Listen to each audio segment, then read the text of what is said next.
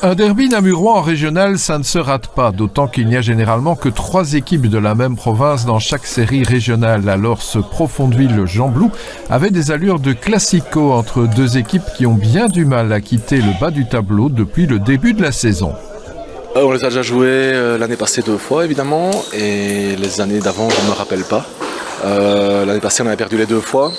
Aujourd'hui Manu a fait un bon match. Il fait 3 sur 4. Et voilà, donc ça va être dur d'aller chercher la victoire ici, mais ce n'est que 2-6 à la mi-temps, donc il n'y a rien de faire. Qu'est-ce qui fait la force de cette équipe de Profondeville ? C'est la motivation qui est revenue avec notre montée en régional. Donc ici on a 2 jeunes joueurs qui viennent de provincial. Ils n'ont jamais joué en régional et ils sont assez motivés.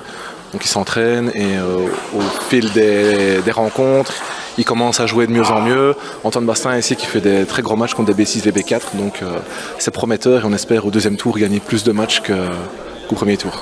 Chez les Mosans, on aligne cette saison François Favreau et Alain Cata, 2 B6 chevronnés et 2 jeunes joueurs formés au club, Antoine Bastin et Nicolas Léonet, tous 2 C0. Du côté Gembloutois, on fait confiance à Thomas Évrard et Manu Brancourt, tous 2 B4, et à Nicolas Mertens et Sébastien Jacob, B6. Inévitablement, dans un derby où tout le monde se connaît, on compte pas mal de belles et elles ont très vite tourné en faveur des Gembloutois. Ah oui, effectivement, c'est un match retrouvailles, puisque l'année passée on jouait dans la même série et on a terminé champion, ils sont montés via la 2e place. Donc on se retrouve un petit peu. Bon, c'est un peu ici la bagarre pour pas la descente. Et donc c'est un match important aussi bien pour eux que pour nous aujourd'hui. Une série un peu compliquée, pas mal de déplacements.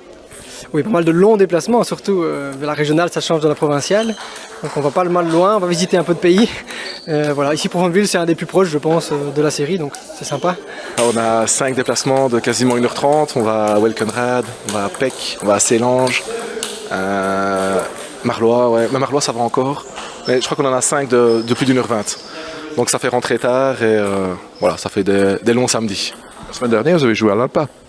On a été joué à l'Alpa et on rate un peu le coche, il y avait 4 B6, donc c'est une équipe qui est à notre portée et on perd 9-7, moi je fais que 2, donc c'est un peu dommage, je dois faire un peu plus, en tant que premier joueur je dois tirer l'équipe. Voilà, les conditions de jeu étaient difficiles, il faisait très humide, la ventilation n'allait pas, donc les raquettes étaient mouillées, les balles aussi. Et voilà, 9-7, c'est un peu dommage, on espère qu'au match retour ça tournera un peu mieux pour nous. La force, je dirais, par rapport à l'année passée, on a eu 2 renforts de choix, puisqu'on a eu 2 B4 qui sont arrivés. Donc un qui joue aujourd'hui et l'autre qui est indisponible aujourd'hui. Mais voilà, ça permet aussi d'avoir une cohésion dans l'équipe. On s'entend bien, on se connaît déjà d'avant aussi, donc ça aide pour l'ambiance et pour le jeu. L'objectif, ça reste le maintien, de laisser au moins 2 équipes derrière.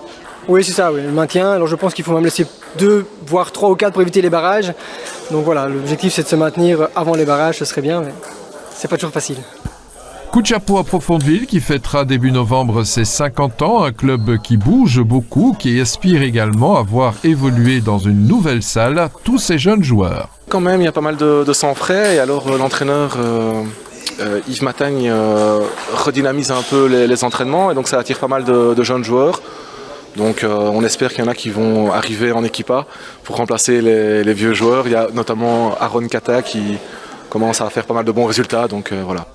Et n'oublions pas le 3e larron de cette régionale, ce sera Champ d'en Haut.